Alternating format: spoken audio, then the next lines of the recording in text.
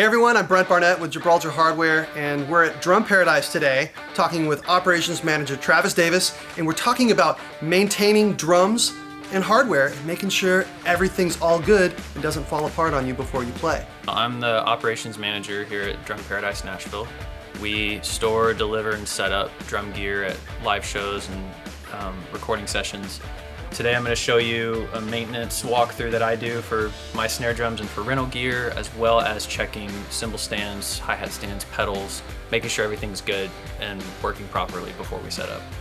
The first thing I check, and one of the most important parts of the stand, is the clutch. I want to make sure that all the tightening screws aren't stripped or working their way loose, that it holds onto the rod properly. I want to make sure that all the felts are in good condition and that the locking nut and locking screw are in place and not cross-threaded. If these get cross-threaded or work their way loose, the top hat can come loose and fall off. I want to make sure that the seat cup is not broken or worn down, and the tilting screw is in place and working properly. The reason for this is it'll affect the position of the bottom hat, whether or not it's going to contact the top hat properly. I like to check all the parts on the bass, and any memory locks, wing nuts, and tightening screws, just to make sure everything's held in place.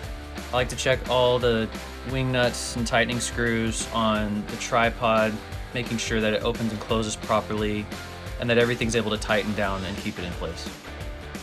So the last thing I like to check is the rod to make sure it's not bent.